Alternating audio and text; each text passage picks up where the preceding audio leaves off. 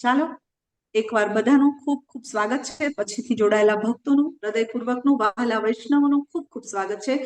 Shri Radha Govind ISKCON Mangaluru કુલાઈ તરફથી ચાલતા Bhagavad Gita basic course 18 દિવસમાં 18 અધ્યાયમાં આપણે બધા સાથે મળીને ભગવદ્ ગીતાનું જ્ઞાન લઈ રહ્યા છીએ. આજના અધ્યાય તરફ જતા પહેલા જે આપણી પરંપરા છે મંગલાચરણ, મંગળતા દ્વારા આપણે આપણા ક્લાસને વધાવીશું, જેથી કરીને ભગવદ્ ગીતાનું આ જ્ઞાન છે એ આપણા જીવનમાં આપણે એપ્લાય કરી શકીએ પ્રેક્ટિકલી. તો તમે બધા પણ શ્રી રાધા ગોવિંદજીના ચરણોમાં, અમારા આચાર્ય શ્રીલ પ્રભુપાદના ચરણોમાં ખૂબ હૃદયપૂર્વકનું, પ્રેમપૂર્વકનું મંગલાચરણ અર્પણ કરો અને પછી આપણે આપણા ક્લાસની શરૂઆત કરીએ. તો બે હાથ જોડીને, આંખો બંધ કરીને, માઇકને મ્યુટ રાખીને તમે બધા મારી સાથે મંગલાચરણ કરો. ઓમ અજ્ઞાનતિમિરાંધસ્ય જ્ઞાનાંજનશલાકયા ચક્ષુરુન્મિલિतं येन તસ્मै શ્રી ગુરુવે નમઃ. શ્રી ચૈતન્ય મનોભીષ્ટં સ્થાપિतं येन ભૂતલે સ્વયં રૂપ કદા મહ્યં દદાતિ સ્વપદાન્તિકં. વંદેહં શ્રી ગુરુ શ્રીયુતાપદકમલં શ્રી ગુરુन् વૈષ્ણવાંશ્ચ શ્રી રૂપં સાગ્રજાतं સહગણ રઘુનાથાન્વિतं तं સજીવં સાદ્વૈतं સાવધૂतं પરિજન સહિतं કૃષ્ણ ચૈતન્ય દેવં શ્રી રાધા કૃષ્ણ પાદાન સહગણ લલિતા શ્રી વિશાખાન્વિતાંશ્ચ. હે કૃષ્ણ કરુણા સિંધુ દીનબંધુ જગતપતે ગોપેશ ગોપિકા કાંત રાધા કાંત નમોસ્તુતે. તપ્ત કાંચન ગૌરાંગી શ્રી રાધે વૃંદાવનેશ્વરી વૃષભાનુસુતે દેવી પ્રણમામી હરિપ્રિયે. વાંછા કલ્પતરુભ્યશ્ચ કૃપા સિંધુભ્યેવ ચ પતિતાનાં પાવનેભ્યો વૈષ્ણવેભ્યો નમો નમઃ. અનંત અનંત કોટી વૈષ્ણવ વૃંદ કી જય. શ્રીલ પ્રભુપાદ કી જય. નમો વિષ્ણુપાદાય કૃષ્ણ પ્રેષ્ઠાય ભૂતલે વેદાંત સ્વામી નીતિ નામિને. નમસ્તે સરસ્વતે દેવી ગૌરવાણી પ્રચારિણે નિર્વિશેષ શૂન્યવાદી પાશ્ચાત્ય દેશ તારિણે. જય શ્રી કૃષ્ણ ચૈતન્ય પ્રભુ નિત્યાનંદ શ્રી અદ્વૈત ગદાધર શ્રીવાસાદિ ગૌર ભક્ત વૃંદ. બધા હાથ ઉપર કરીને હરે કૃષ્ણ હરે કૃષ્ણ કૃષ્ણ કૃષ્ણ કૃષ્ણ હરે હરે હરે હરે રામ રામ હરે હરે રામ રામ રામ રામ રામ રામ હરે હરે હરે. હરે કૃષ્ણ હરે કૃષ્ણ સર્વેને દંડવત પ્રણામ. હરે કૃષ્ણ હરે કૃષ્ણ. માતાજી મારો અવાજ બરાબર છે કે હરે કૃષ્ણ માતાજી. હરે કૃષ્ણ માતાજી દંડવત પ્રણામ. હરે કૃષ્ણ માતાજી. દંડવત હરે પ્રણામ. કૃષ્ણ હરે કૃષ્ણ. માતાજી અવાજ બરાબર છે કે હા બ્લુટુથ? માતાજી બરાબર. હરે કૃષ્ણ માતાજી. हरे कृष्णा अनिल प्रभु जी दंडवत प्रणाम. स्वागत है आपका.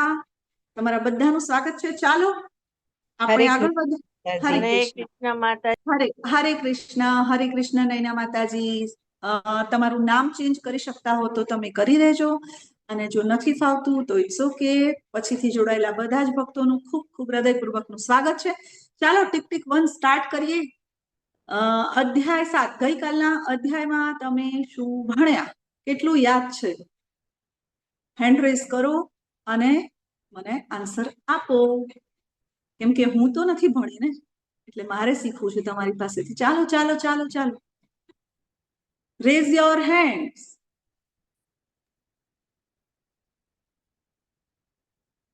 ये क्या हो रहा है भाई? કોઈનો હેન્ડ રેઝ નથી. કયો અધ્યાય હતો? ચાલો નામ તો કહો. યસ વિનય પ્રભુજી. હરે કૃષ્ણ દંડવત પ્રણામ પ્રભુજી. પ્રકૃતિના 8 તત્વો વિશેની વાત હતી. યસ પૃથ્વી, પ્રભુજી. વાયુ, જળ, અગ્નિ, આકાશ અને મન, Okay. બુદ્ધિ અને અહંકાર. આ 8 તત્વોની વાત અને ભગવાનને સમજવા માટે શુદ્ધ ભક્તિ જરૂરી છે એ આમાં દર્શાવવામાં આવ્યું છે. હરી હરી બોલ. ખૂબ સરસ પ્રભુજી. Yes anybody? બીજું કોઈ?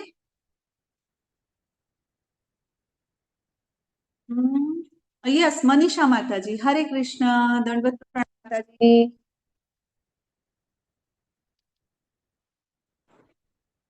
માતાજી તમે મ્યુટ છો, તમારે પહેલા અનમ્યુટ થવું પડશે. યસ, મનને એકાગ્ર કરવાથી જ પરમ સત્યને જાણી શકાય છે, એમનાથી નહીં. હરે કૃષ્ણ. એકાગ્ર ક્યાં કરવાનું છે માતાજી? મનને સ્થિર કરવાનું છે. આપણે આ ભૌતિક સંસારના લફડામાંથી આપણે મનને કૃષ્ણ ઉપર સ્થિર કરવાનું છે. કૃષ્ણમાં સ્થિર કરવાનું છે. હરી બોલ માતાજી, ખૂબ સરસ. યસ, બીજા કોઈને છઠ્ઠા અધ્યાયનું પણ તમે એડ કરી શકો છો જો તમને કઈ યાદ હોય તો. ઓકે, ચાલો. જો એકચ્યુઅલી એવું છે કે તમારા હેન્ડરેસ છે ને એ મારું ચાર્જર છે. તમારા હેન્ડરેસ થાય ને એટલે હું ચાર્જ થઉં, નહીં તો જેમ હમણાં મારું બ્લુટૂથ ડિસ્ચાર્જ થઈ ગયું ને એમ હું ડિસ્ચાર્જ થઈ જાઉં. તો જ્યારે હું તમને કંઈક પૂછું તો મને એવું આમ તમારા હેન્ડરેસ થાય ને ફટાફટ. તો યસ, જગદીશ પ્રભુજી, હરે કૃષ્ણ, દંડવત પ્રણામ પ્રભુજી.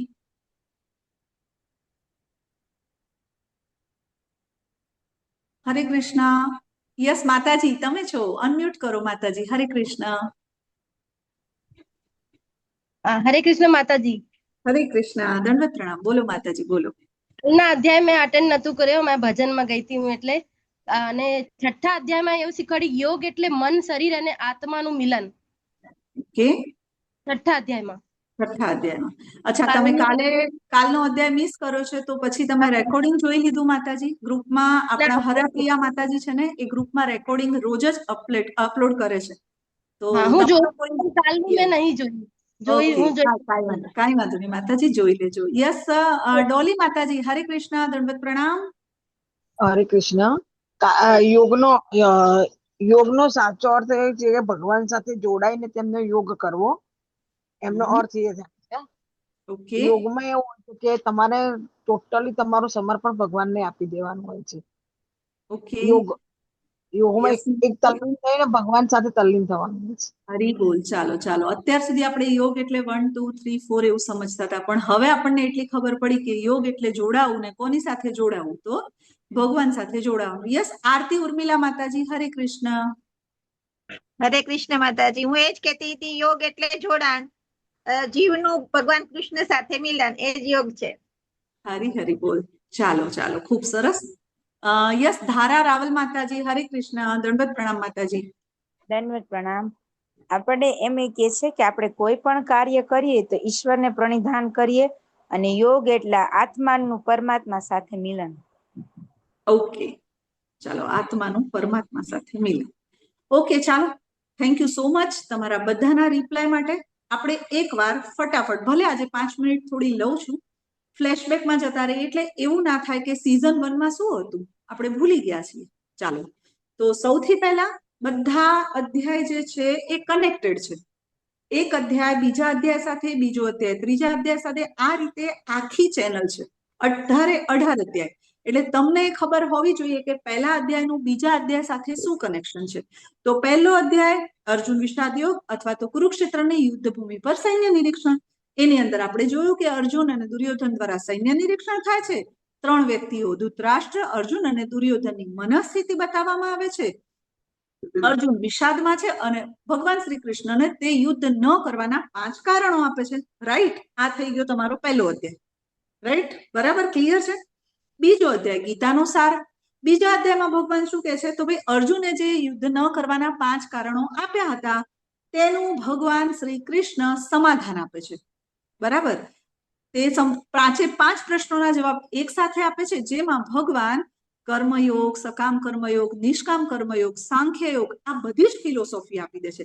એટલે અર્જુન જે છે એ ફરીથી મૂંઝવણમાં મુકાઈ જાય છે કે ભગવાન, હવે જો હું શરીર નથી તો આત્મા છું, તો આત્માને યુદ્ધ કરવાની ક્યાં જરૂર છે? તો પછી હું ત્યાગ કરું કે યુદ્ધ કરું, કર્મ કરું કે ત્યાગ કરું? આ ક્વેશ્ચન આવે છે. ભગવાન એમને ત્રીજો અધ્યાય આપે છે. ત્રીજા અધ્યાયમાં જો આ રિવિઝન છે ને બહુ જરૂરી છે. તમે રિવિઝન એમ કે તો કાલનું ચાલે છે એવું સાંભળો ને, પણ રિવિઝન જ્યારે આપણે લઈએ ને, હરે કૃષ્ણ માતાજી. યસ માતાજી, હરે કૃષ્ણ, દંડવત પ્રણામ. તો રિવિઝન પર ફોકસ કરો જેથી કરીને આપણને આપણી ચેનલ યાદ રહે. તો જ્યારે અર્જુન કન્ફ્યુઝ થાય છે કે ભાઈ જંગલમાં જતો રહો કે યુદ્ધ કરું, તો ભગવાન એને કહે છે કે કર્મ તો તારે કરવું જ પડશે. કર્મ કર્યા વગર કોઈ જીવ રહી શકતો નથી. તો અચ્છા, અર્જુન પૂછે છે કેવું કર્મ કરવાનું? તો ભાઈ કર્મ કેવું કરવાનું? તો ભગવાન સમજાવે છે યજ્ઞ અર્થાત કર્મણો અન્યત્ર, એટલે કે યજ્ઞ એટલે કે ભગવાનને કોઈ પણ વસ્તુ ઓફર કરવી અથવા તો ભગવાનને કેન્દ્ર સ્થાને રાખીને ભગવાનની પ્રસન્નતા માટે જે કર્મ થાય એવા કર્મનું બંધન નથી, એના સિવાયના બાકીના બધા જ કર્મોનું બંધન છે. તો ભગવાનને થયું કે મારી પ્રસન્નતા માટે અને મારા માટે જયારે કર્મ કરવું પડશે કોઈને, આ ભવિષ્યમાં કળિયુગનો કોઈ મનુષ્ય જો મારી પ્રસન્નતા માટે કર્મ કરવા માંગતો હશે તો એણે શું કરવું પડશે? એને જ્ઞાનની જરૂર હશે. તો એના માટે ભગવાને ચોથો અધ્યાય આપ્યો, દિવ્ય જ્ઞાન. ચોથા અધ્યાયની અંદર ભગવાને કહ્યું કે જ્ઞાન માટે શું જોઈએ? તો ભગવદ્ ગીતા જોઈએ. તો ભગવાને ભગવદ્ ગીતાનો ઇતિહાસ આપ્યો.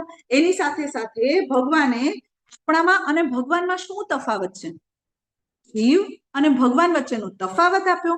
ભગવાને પોતાના જન્મ, પોતાના કર્મ વિશે આપ્યું અને એ જાણીને શું ફાયદો થશે? તો આપણે બધા ભણ્યા ને, જન્મ કર્મ ચમે દિવ્યમ એવમ યો વેતિ તત્વતઃ ત્યક્ત્વા દેહમ પુનર્જન્મ નૈતિ મામેતિ સો અર્જુન.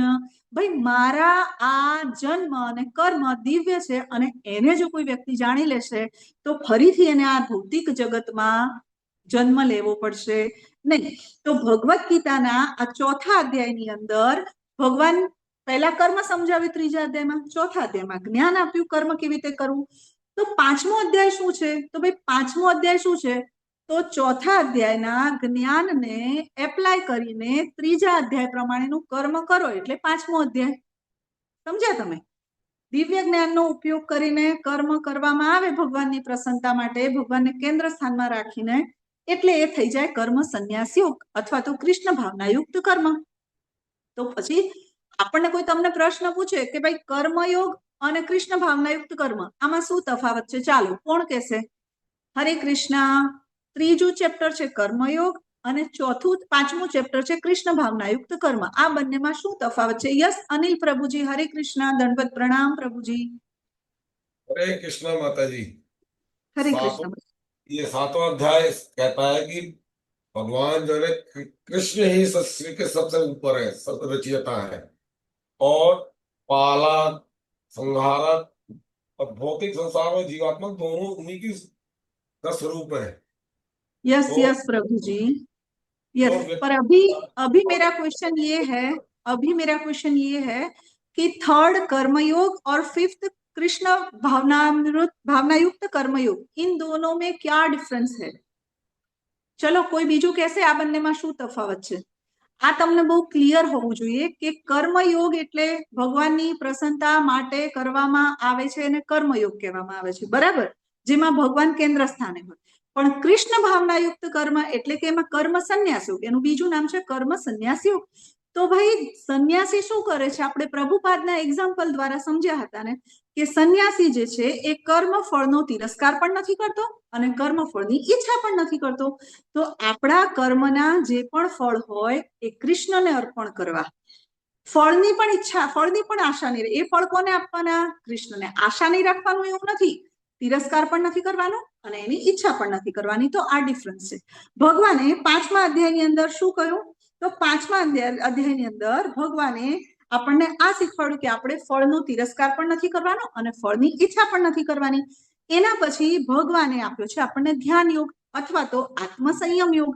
ભાઈ ધ્યાન યોગની કેમ જરૂર પડી? તો ભવિષ્યની અંદર એવા કેટલાક મહાન મૂર્ખ લોકો આવશે કે જે એમ કહેશે કે ભગવદ્ ગીતાનું જ્ઞાન અધૂરું છે। કેમ? તો કે ભાઈ તમારા શ્રી કૃષ્ણએ અંદર ધ્યાન યોગ તો આપ્યો નથી, એટલે ભગવાને ધ્યાન યોગ આપ્યો। બીજો આશય ભગવાનનો એવો હતો કે ભગવાન એ સમજાવવા માંગે છે કે ध्यान योग, ज्ञान योग, कर्म योग, सकाम कर्म योग, निष्काम कर्म योग आ बधा करता सौथी ऊपर शुं छे? तो के छे भक्ति योग। केम? तो भगवान 6ठा अध्यायनी अंदर छेल्ले 6.47 में कयो श्लोक के छे भगवान?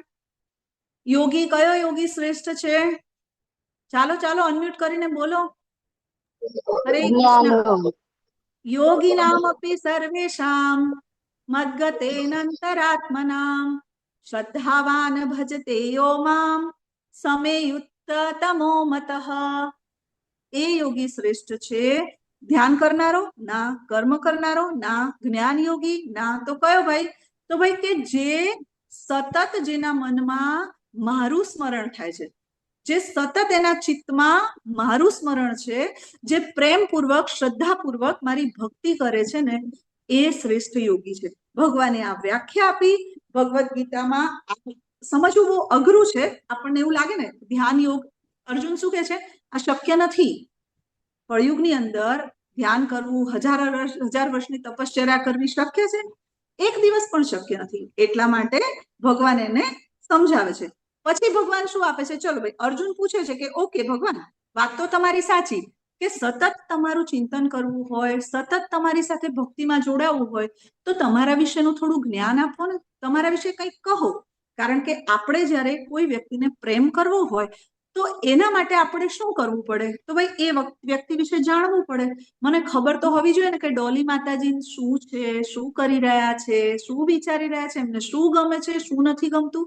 આ બધું જ્યારે મને ખબર હોય ત્યારે હું એમની પૂજા કે અથવા તો એમને પ્રેમ કરી શકું. તો ભક્તિ શું છે? ભક્તિ પ્રેમ છે. ભક્તિ શું છે?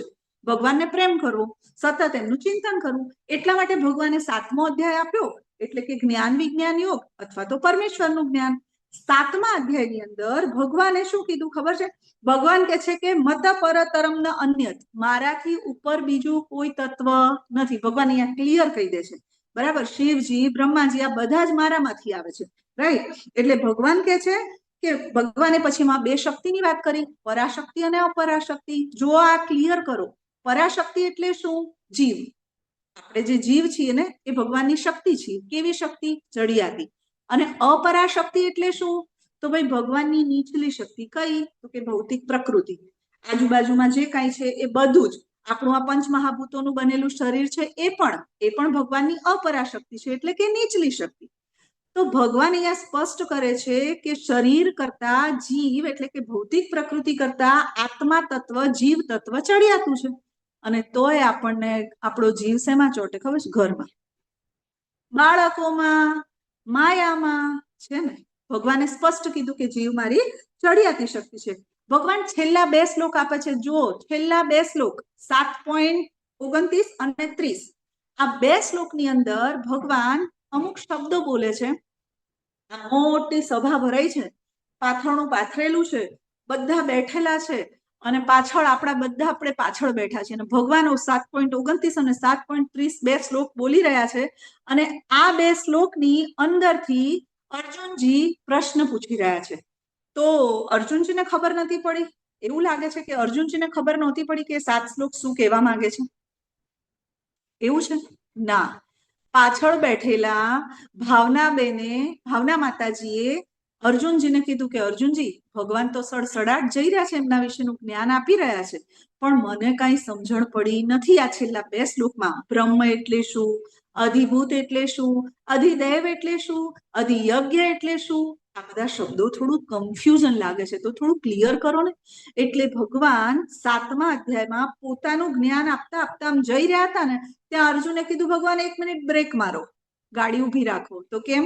તો કે ભાઈ પેલા 8 શબ્દો છે ને, એ 8 શબ્દો ક્લિયર થતા નથી. તો પેલા એના વિશે જ્ઞાન આપો ને, પેલા એ સમજાવો, પછી પાછું તમારું જ્ઞાન કન્ટિન્યુ કરો. તો કોઈ તમને પૂછે કે 7મા અધ્યાય પછી ભગવાને 8મો અધ્યાય કેમ આપ્યો, બંને વચ્ચે શું કનેક્શન છે? તો ભાઈ 8 શબ્દો અર્જુનજીએ પૂછ્યા છેલ્લા 2 શ્લોકમાંથી, એટલે 7મા અધ્યાય પછી 8મો અધ્યાય ડાયવર્ઝન છે. અને વળી ભગવાન પાછા એ સમજાવીને 9મા અધ્યાય પર આવી જશે. ક્લિયર? આટલું ક્લિયર? 8મો અધ્યાય ડાયવર્ઝન છે. 7મા અધ્યાયના છેલ્લા 2 શ્લોકમાંથી 8 શબ્દો લઈને ભગવાન 8મો અધ્યાય આપી રહ્યા છે, અર્જુનજી સમજવા માંગે છે માટે. ક્લિયર? તો હવે આપણે આજના 8મા અધ્યાય પર જઈએ. અને આજનો 8મો અધ્યાય છે ભગવત પ્રાપ્તિ અથવા તો અક્ષર બ્રહ્મ યોગ. ચાલો તો આપણે શરૂઆત કરીએ આજના આ અધ્યાયની. આજના અધ્યાયની ઝાંખી જોઈ લઈએ. તો પહેલા ભાઈ અર્જુનના પ્રશ્નો, 8 પ્રશ્નો. પછી મૃત્યુ સમયે કૃષ્ણનું સ્મરણ કરવું જોઈએ 5 થી 8 શ્લોકમાં. યોગ મિશ્રિત ભક્તિ દ્વારા કૃષ્ણનું સ્મરણ, શુદ્ધ ભક્ત દ્વારા કૃષ્ણનું સ્મરણ. આ બેમાં શું છે અંતર? ભૌતિક વિશ્વ વિરુદ્ધ આધ્યાત્મિક, એટલે કે ભૌતિક જગત અને આધ્યાત્મિક જગતનો તફાવત. અને અંતે આપણે સમજવાનું છે કે કૃષ્ણ પ્રાપ્તિ માં શુદ્ધ ભક્તિની સર્વોપરિતા, એટલે કે ભક્તિ દ્વારા જ ભગવાન કૃષ્ણને પ્રાપ્ત કરી શકાય છે. આજના અધ્યાયમાં આપણે મૃત્યુનું સાયન્સ સમજવાનું છે. શું સમજવાનું છે? મૃત્યુનું સાયન્સ. જો મને એક વસ્તુ સમજાવો, આજનું ચેપ્ટર બહુ પ્રેક્ટિકલ છે. દરેક વ્યક્તિ, દરેક મનુષ્ય જ્યારે આ ભૌતિક જગતમાં આવે છે ત્યારે એણે આ અધ્યાયને સમજવો જોઈએ. શા માટે? તો આપણે આગળ જોઈએ. ભગવાને શું કહ્યું હતું કે અર્જુન, હું તને ઇન્દ્રિય ગમ્ય જ્ઞાન આપીશ. કેવું? તારી ઇન્દ્રિયોને ગમે એવું. તો ભગવાન આજે આ અધ્યાય છે ને, 8મો અધ્યાય, એ રિયલાઇઝેશન વાળો અધ્યાય છે. અનુભૂતિ. આપણે બધાએ એમાંથી શીખવાનું છે, અનુભવવાનું છે. એના વગર આપણને ખબર પડશે નહીં. આપણી પાસે સમયની મર્યાદા છે. લેવલ 1 ઓવરવ્યુ છે, એટલા માટે આપણે ડીપમાં ચર્ચા નહીં કરી શકીએ. નહીં તો લેવલ 2, લેવલ 5 આમાં આપણે આ બધું સમજીશું કે ભાઈ ભગવાનના ભક્તની ગતિ શું હોય છે, યોગીની ગતિ શું હોય છે, ધ્યાન યોગીની ગતિ શું હોય છે, હઠ યોગીની ગતિ શું હોય છે. ગતિ એટલે કે મૃત્યુ પછી ક્યાં જાય છે અને કેવી રીતની ગતિ થાય છે. બરાબર. કર્મયોગી એટલે કે આપણા જેવા જે સંસારી લોકો છે એમની ગતિ શું હોય છે. આ બધું જ લેવલ 5 માં ડીપમાં ચર્ચા કરવામાં આવશે. તો ભગવાન અર્જુનજી ભગવાનને પહેલો શ્લોક પૂછે છે. શું પૂછે છે? અર્જુન ઉવાચ કિમ તદ બ્રહ્મ કિમ અધ્યાત્મમ કિમ કર્મ પુરુષોત્તમ અધિભૂતમ ચ કિમ પ્રોક્તમ અધિદૈવમ કિમ ઉચ્યતે. જુઓ, આ 7મા અધ્યાયના 2 શ્લોક તમારી સામે સ્ક્રીન પર છે. 29 અને 30 ભગવાને છેલ્લા 2 શ્લોક કયા હતા. બરાબર. તો એમાંથી અર્જુનજીએ કેટલાક શબ્દો ઉપાડ્યા કે મને આ શબ્દો સમજાતા નથી. રાઈટ. તો પહેલા શ્લોકમાં અર્જુનજીએ 5 પ્રશ્નો પૂછ્યા. કયા 5 પ્રશ્નો પૂછ્યા? તો ભાઈ બ્રહ્મ શું છે? તમારે લખવું હોય તો લખી શકો છો તમે. બ્રહ્મ શું છે? અધ્યાત્મ શું છે? કર્મ શું છે? અધિભૂત શું છે? અને અધિદેવ શું છે? આ 5 પ્રશ્નો બહુ સમજવા જરૂરી છે.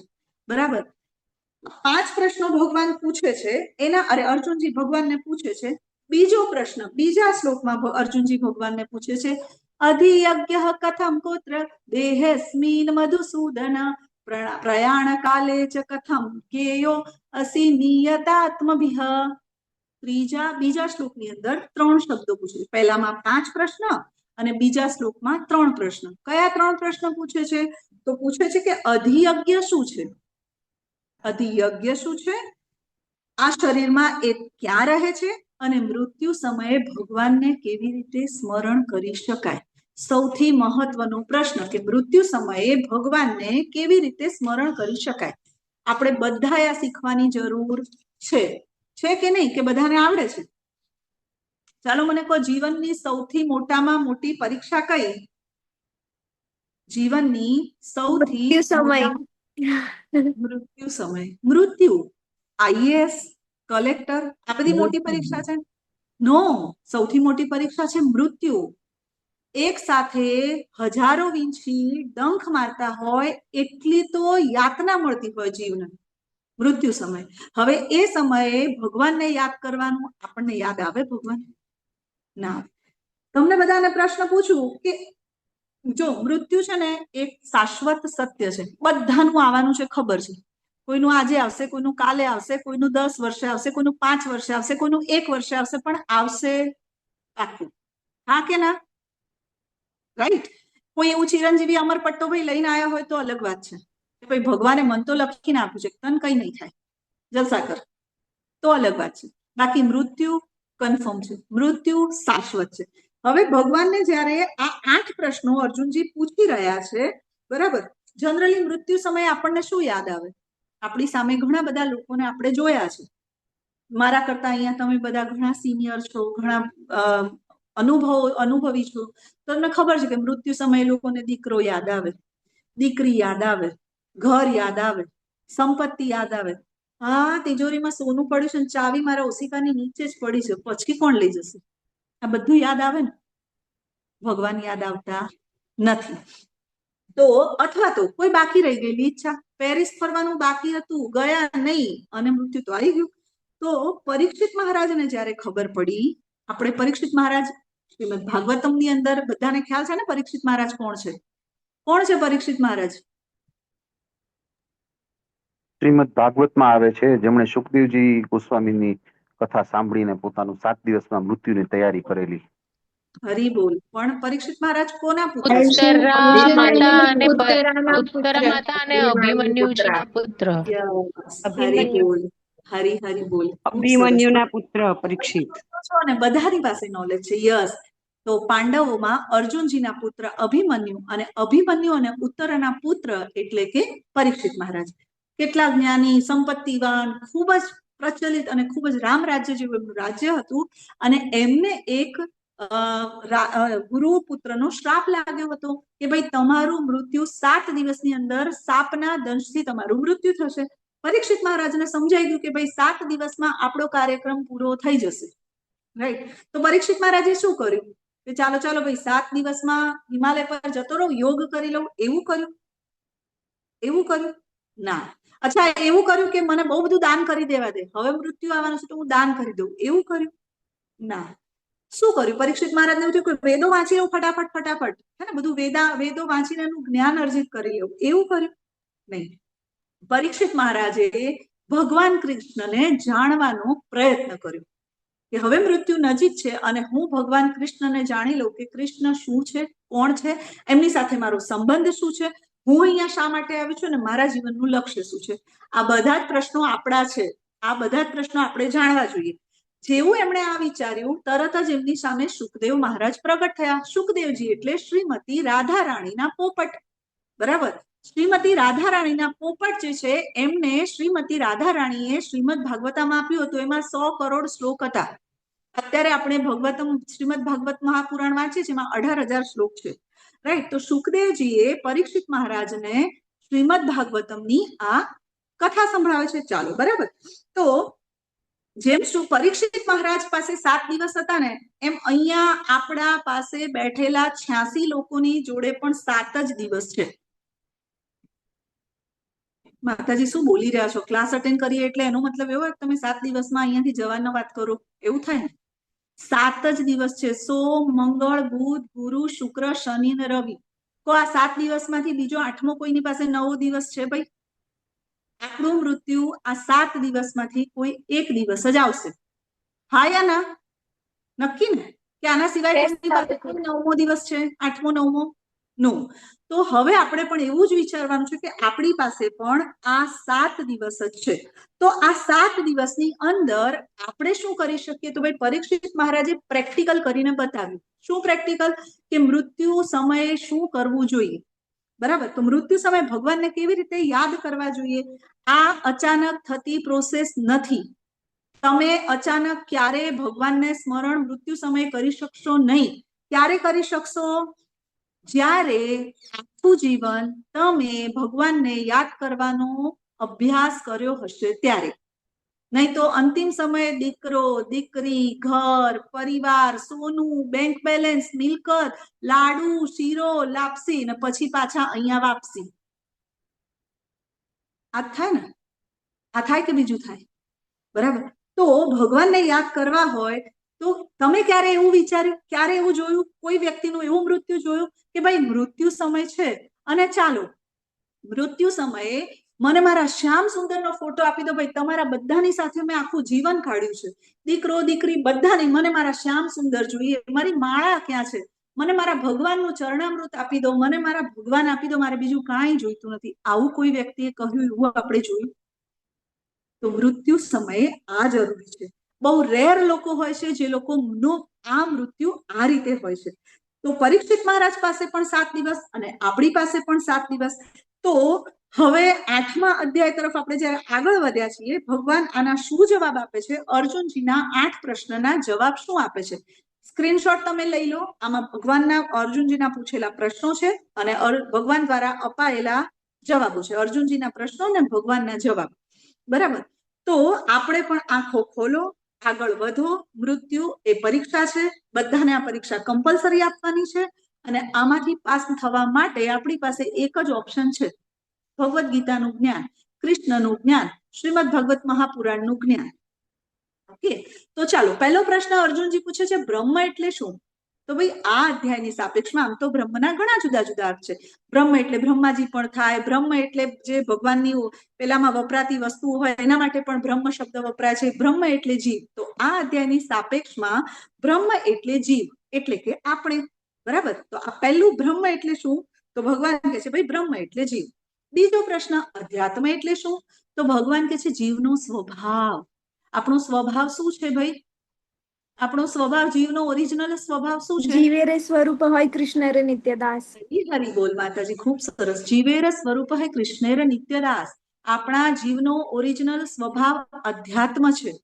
ભક્તિ, ભગવાન કૃષ્ણની સેવા અને ભક્તિ કરવાનો છે. પરંતુ શું થયું છે? થયું છે શું? જો શરીર છે ને એનો ઓરિજિનલ સ્વભાવ ભોગ કરવાનો છે.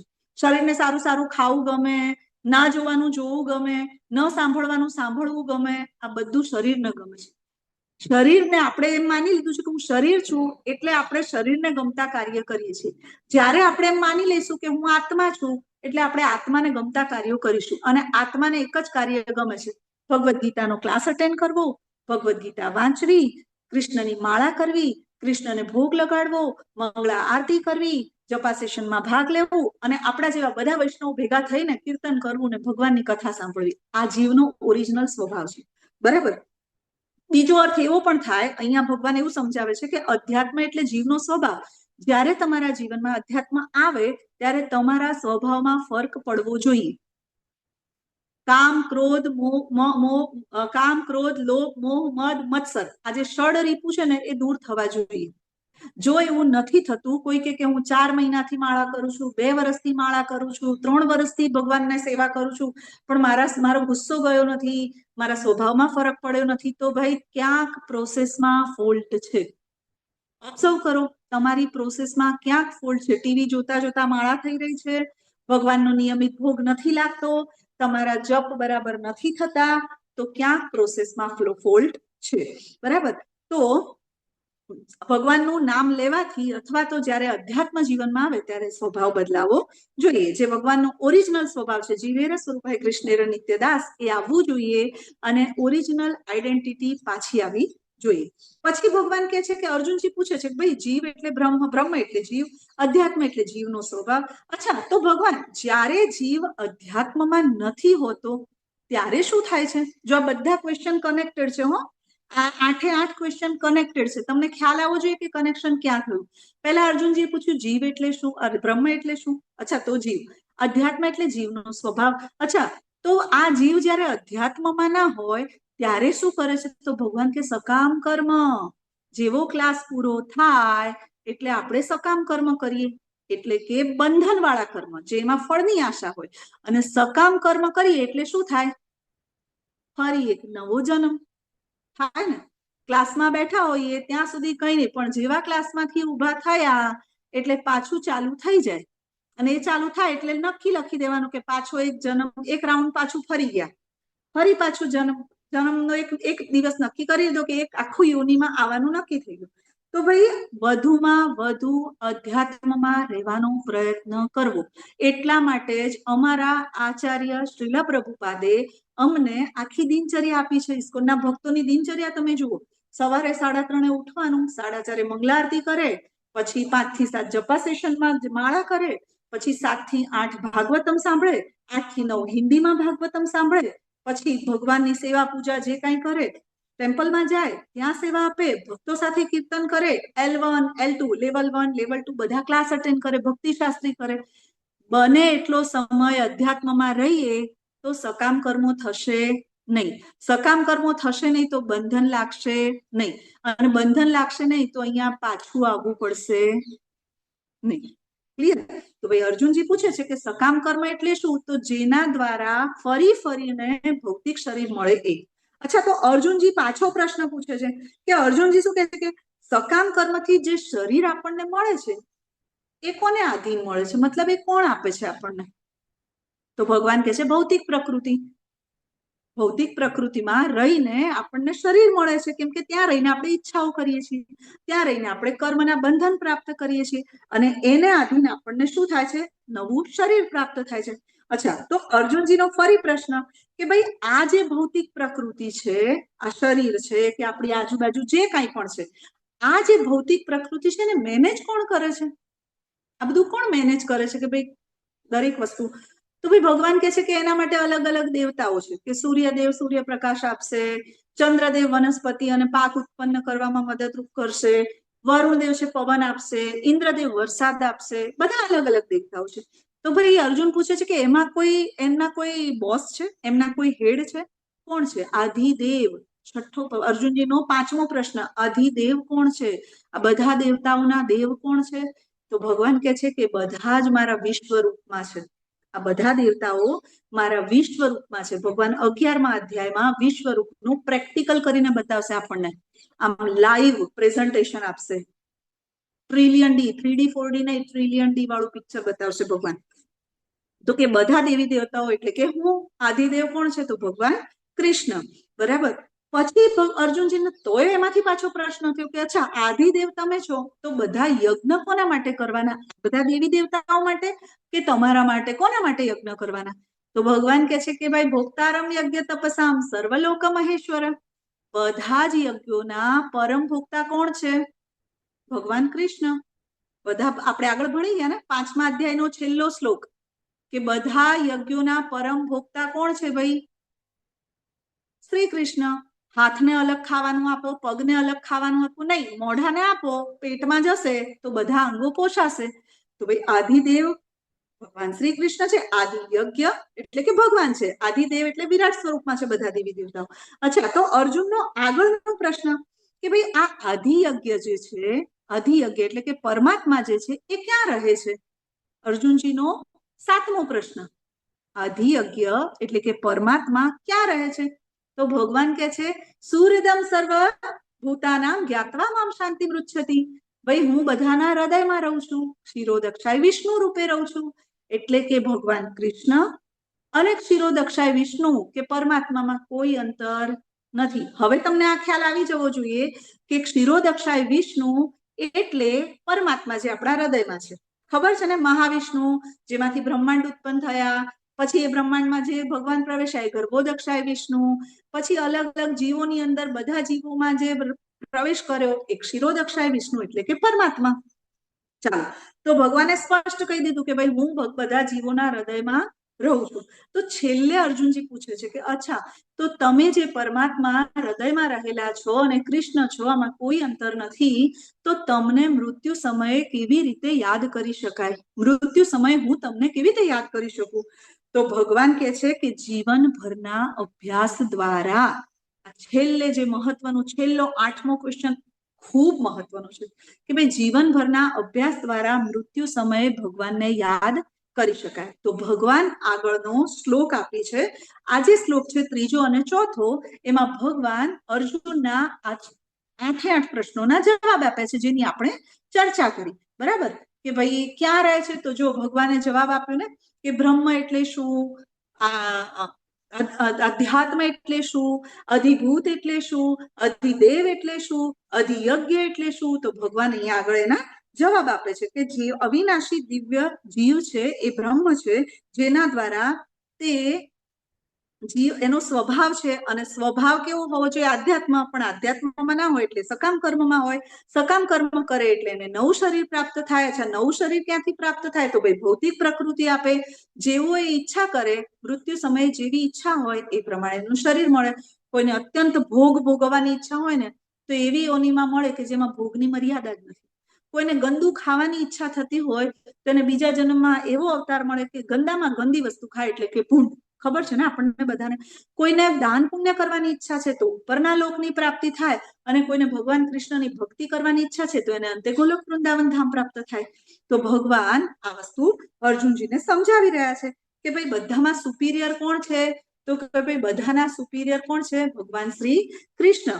આગળના જે પ્રશ્ન છે એમાં પણ ભગવાન એવું જ કહે છે કે આ બધા દેવી દેવતાઓ જે છે મારા વિરાટ સ્વરૂપમાં છે, અને એટલે આદિદેવ તરીકે કોણ છે? તો ભાઈ ભગવાન કૃષ્ણ. અને આદિ યજ્ઞ, તો કે આદિ યજ્ઞ એટલે ભોક્તારમ યજ્ઞ તપસામ. યજ્ઞ કોના માટે કરવા જોઈએ? તો ભગવાન કૃષ્ણ માટે. તોય લોકો પૂછે છે કે ક્યાં લખ્યું છે કે કૃષ્ણ જ ભગવાન છે? બોલો, ભગવાન આટલું બધું બોલે છે તોય પ્રશ્ન પૂછે છે માણસો કે ભગવાન કોણે કીધું કૃષ્ણ ભગવાન છે, બરાબર. અને છેલ્લે અર્જુન પૂછે છે કે ભાઈ આ જે ભૌતિક પ્રકૃતિ છે એ તો પરિવર્તનશીલ છે, જેના દ્વારા મનુષ્યને નવા દેહ મળે છે. અચ્છા, તો આદિયજ્ઞ ભગવાન છે, ક્યાં રહે છે? તો હૃદયમાં રહે છે પરમાત્મા તરીકે. અને એમનું સ્મરણ કેવી રીતે કરી શકાય? મૃત્યુ સમયે ભગવાનનું સ્મરણ કેવી રીતે કરાય? ચાલો, તમારા બધા માટે એક ક્વેશ્ચન. હમણાં યમના તેડા આવવાના છે, હાલ જ બીજી મિનિટ પછી મરવાનું છે ભાઈ. મનીષા માતાજી કહેશે, માતાજી શુભ શુભ બોલો, કેમ મરવાની વાતો કરો છો? હજી તો ચાય મૂકવાની બાકી છે. હે ને ભાઈ, મૃત્યુ જેટલું આ જગતમાં શુભ બીજું કંઈ જ નથી. મૃત્યુ જેટલું આ જગતમાં શુભ બીજું કશું જ નથી, કારણ કે મૃત્યુ શાશ્વત છે. મૃત્યુને અવસરમાં કેવી રીતે ફેરવવો એ આ અધ્યાય શીખવાડે છે. હે ને, મૃત્યુ શોક માટે નથી, મૃત્યુ રડવા માટે નથી, મૃત્યુ દુઃખ માટે નથી. આપણે સમજવાનું છે કે આપણા મૃત્યુને અવસરમાં કેવી રીતે ફેરવવું, મૃત્યુ પર જીત કેવી રીતે પ્રાપ્ત કરવી. તો ભાઈ, મૃત્યુ પર જીત પ્રાપ્ત કરનાર મનુષ્ય હોય ને, એ આ સુખ દુઃખ બધાથી પરે થઈ જાય. જન્મ મૃત્યુ જરા વ્યાધિ બધાથી ઉપર જતો રહે, જે મૃત્યુ પર જીત પ્રાપ્ત કરે. તો ભાઈ, મૃત્યુ પર જીત કેવી રીતે પ્રાપ્ત કરાય? માતાજી, વાતો તો મોટી મોટી છે, પણ કેવી રીતે આપણે પ્રાપ્ત કરી શકીએ મૃત્યુથી પરે થઈ જવું? હાલ ચલો પ્રશ્ન છે, બોલો મને, એક બે જણ તો બોલો માઈક ઓન કરીને, કે હાલ મૃત્યુ આવશે તમે શું કરશો?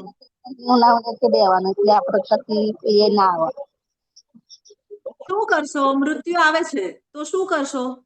નામ જપ માતાજી, ભગવાનનું સ્મરણ, ચિંતન. ચલો, ધાર્મી માતાજી કે છે ભગવાનનું સ્મરણ કરીશું. ચાલો, બીજું કોણ કોઈ કે છે? ભાઈ, આવવાનું જ છે એક દિવસ.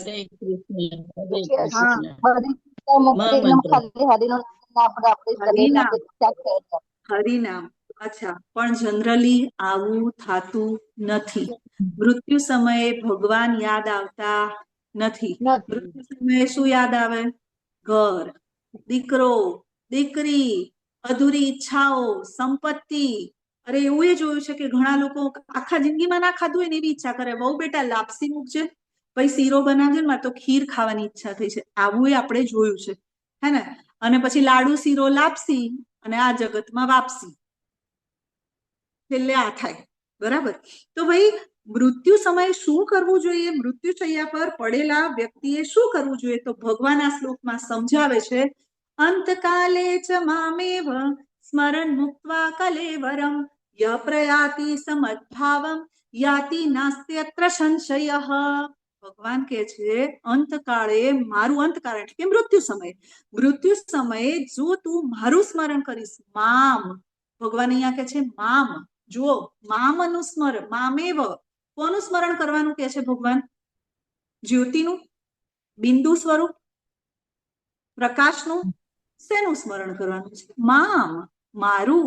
કૃષ્ણ કે છે મારું સ્મરણ કરો, બરાબર. અને ધારો કે આ ક્લાસમાં હું એમ કહું કે હું કહું છું મારું નામ હિરલ છે, અને હું કહું છું કે મારું, તો હું એટલે હું જ થઈને.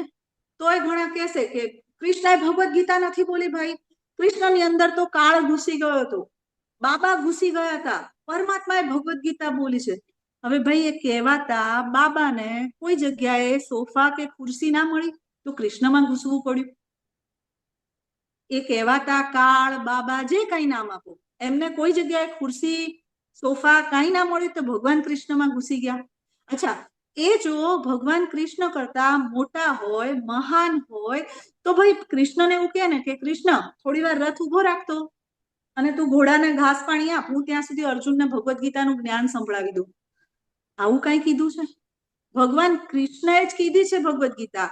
એમની અંદર કોઈ કાળ, આમાં કોઈ ડાઉટ નથી, કોઈ શંકા નથી, કોઈ બાબા, કોઈ જ્યોતિ, કોઈ બિંદુ, કશાનું ધ્યાન કરવાનું નથી. ભગવાન કૃષ્ણ કે છે મારું સ્મરણ કર, મારામાં ધ્યાન કરો, વારંવાર ભગવાન કે છે. એટલે આવી કોઈ વસ્તુમાં આપણે ડાયવર્ટ થવાનું નથી. જ્યાં જ્યાં ભગવાન બોલી રહ્યા છે ત્યાં બધે જ વ્યાસદેવજી લખે છે શ્રી ભગવાન ઉવાચ. કોઈ કેસ આમાં લખ્યું છે ને સંજય ઉવાચ, ધૃતરાષ્ટ્ર ઉવાચ, અર્જુન ઉવાચ, પણ કૃષ્ણ બોલે છે ત્યાં શું લખ્યું છે? શ્રી ભગવાન ઉવાચ. અચ્છા, બીજા પુરાણો જુઓ, શિવ પુરાણમાં રુદ્ર ઉવાચ, જ્યાં વિષ્ણુ બોલે છે ત્યાં વિષ્ણુ ઉવાચ, છે કે નહીં? આ બધું છે. પણ ભાગવત પુરાણમાં, શ્રીમદ ભાગવત પુરાણમાં જ્યાં જ્યાં કૃષ્ણ બોલ્યા છે ત્યાં બધે ભગવાન હોવા છે. તો ભાઈ વેદ વ્યાસ કરતા અહીંયા કોઈ વધારે જ્ઞાની છે? શિવજી કરતા કોઈ વધારે જ્ઞાની છે? બ્રહ્માજી કરતા કોઈ વધારે જ્ઞાની છે? આ બધા જ કે છે કે ભગવાન શ્રી કૃષ્ણ છે. અને તોય આપણામાંથી કેટલાક એવા નમૂના હોય છે જેમ કે છે કે ભગવાને ભગવદ્ ગીતા નથી બોલી, કૃષ્ણ તો ભગવાન નથી. તો આવી કોઈ વસ્તુમાં આવવું નહીં. ભગવાન બહુ ક્લિયર છે, શિવજી બહુ ક્લિયર છે. શિવજીને ખબર છે કે ભાઈ ભગવાન કૃષ્ણ જ છે. એ જાણે છે કે ભાઈ અંતકાલે ચ મામેવ, કોનું સ્મરણ કરવાનું? તો ભગવાન કૃષ્ણનું સ્મરણ કરવાનું. એટલે આપણે ક્યાંય ડાયવર્ટ થવાની જરૂર નથી, કન્ફ્યુઝ થવાની જરૂર નથી.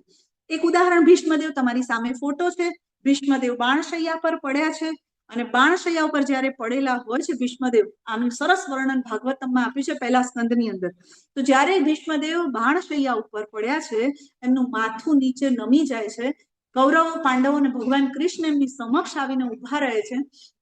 પહેલા ભીષ્મ પિતામહ દુર્યોધનની સામે જોવે છે કે ભાઈ મારું માથાને કંઈક દેખો જોઈએ છે અને પાણી પીવાની ઈચ્છા છે. તો દુર્યોધન, દાસ, દાદા માટે પાણી લઈ આવ. ભીષ્મ પિતા કે આને હજી મૂર્ખાને બુદ્ધિ આવી નહીં કે ભાઈ દાદા છે, પિતામહ છે, સેવા તારે કરવાની હોય, દાસ જોડે કરાવવાની ના હોય. ભીષ્મ પિતામહ અર્જુન સામે જોવે છે તો અર્જુનજી આમ 2 તીર છોડે છે. આવો શેપ બની જાય ને એટલે એના ઉપર એમના મસ્તકને ટેકો મળે.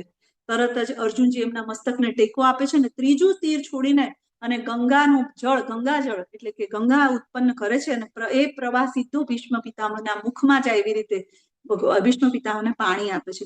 ત્યારે ભીષ્મ પિતામહ ભગવાન કૃષ્ણને જોઈને કહે છે કે બીજા બધાને જવું હોય તો જાય, પણ તમે અહીંથી ક્યાંય જતા નહીં, તમે મારી સામે ઉભા રહો. કેમ?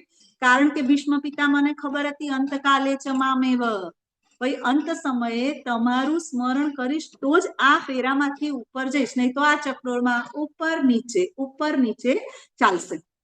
તો ભાઈ હવે જ્યારે ભીષ્મ પિતામહ કૃષ્ણની સામે ઉભા રાખે છે અને ત્યારે ભીષ્મ પિતામહ ભક્ત છે ભગવાનના.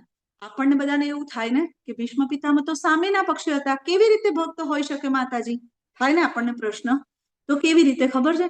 જેમ આપણા દેશનો કોઈ રો એજન્ટ, કોઈ જે જાસૂસ છે ને, એ સામેવાળા દુશ્મન દેશની સેનામાં ભળી જાય ને એવું હતું.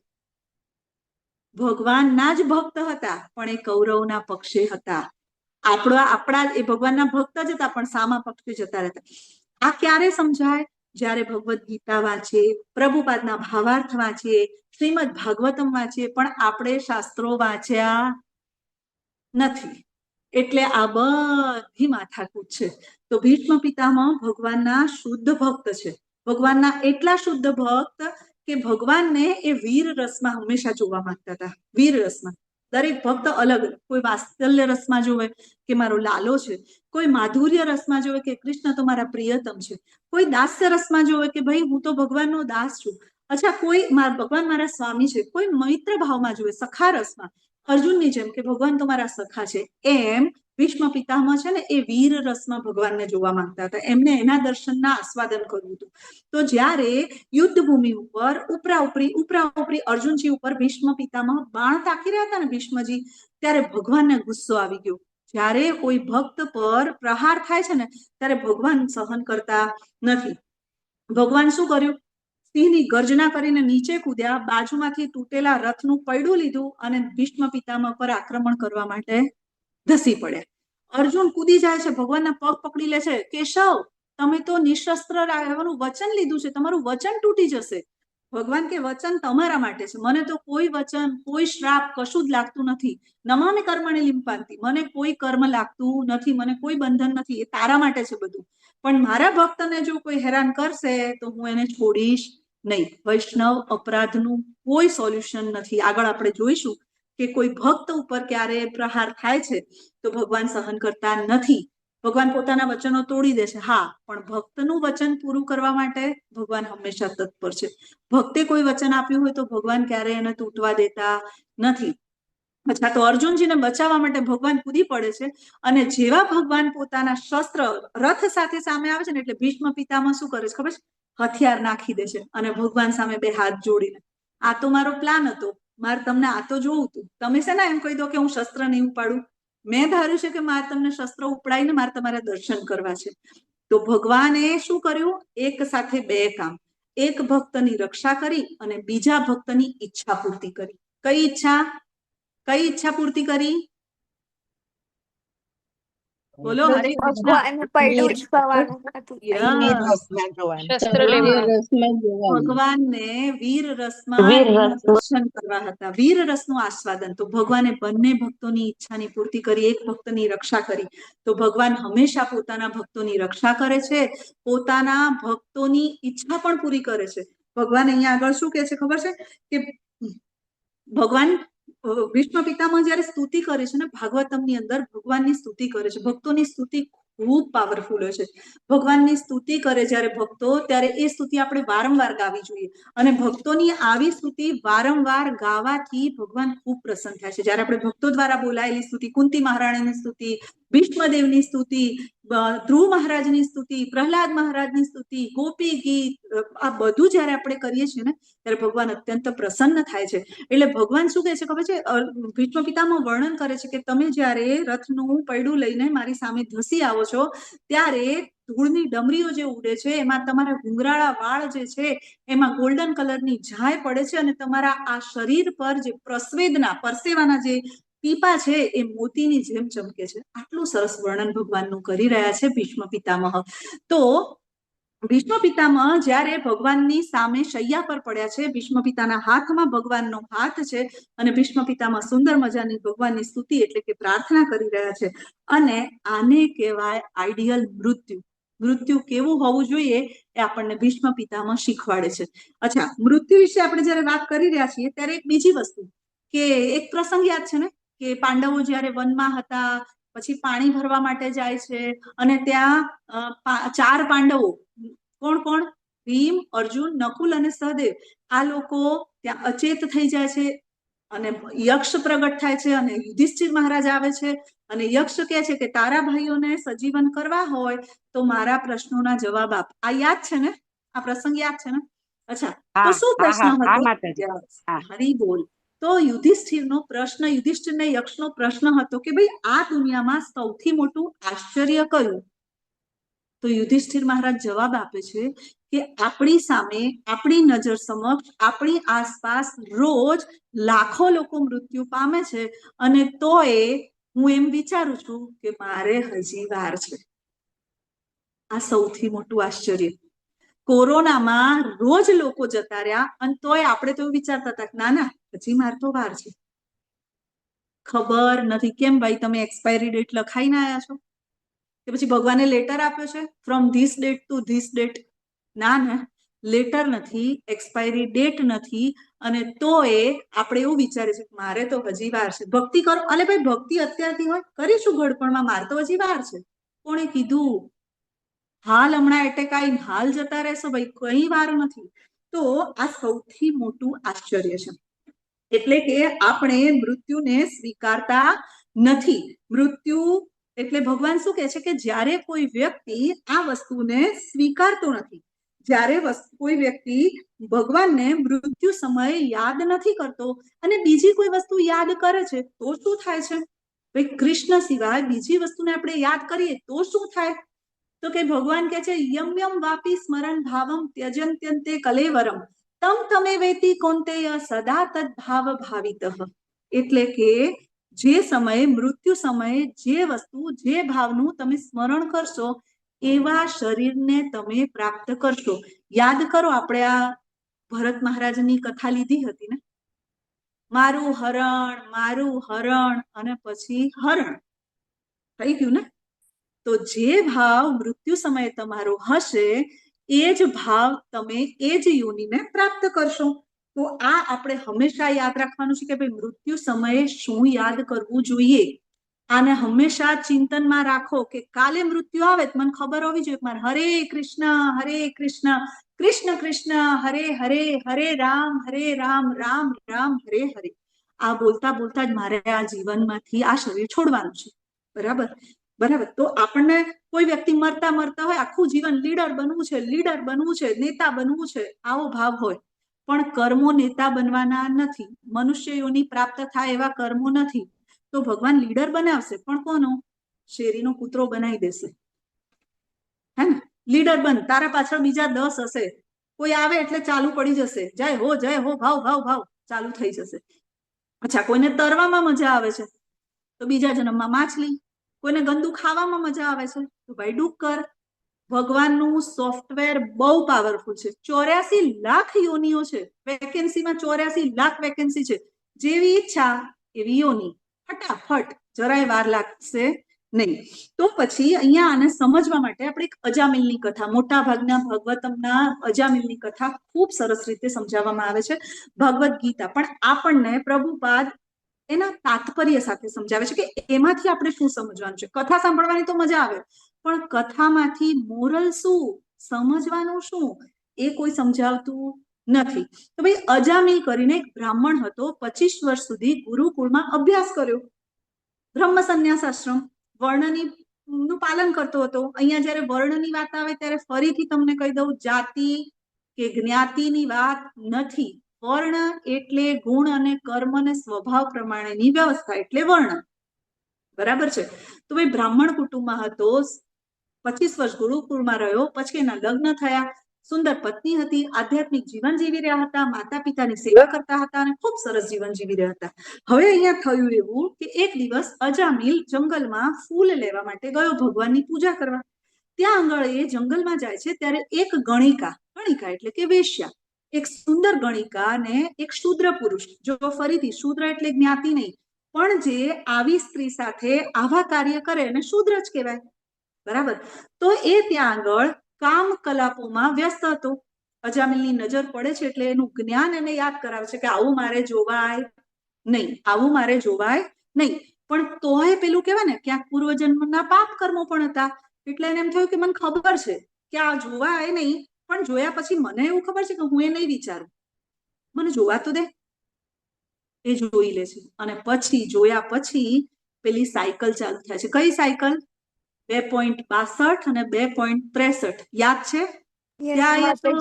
યસ, ચાલો બોલો બોલો બોલો. સંગસ્તે સુપજાયતે, સંગજાયતે કામ, કામાત ક્રોધાદિજાયતે, ક્રોધાદ ભવતિ સમોહ, સમોહાત સ્મૃતિ ભ્રંશાદ બુદ્ધિનાશો, બુદ્ધિનાશાદ પ્રણશ્યતિ.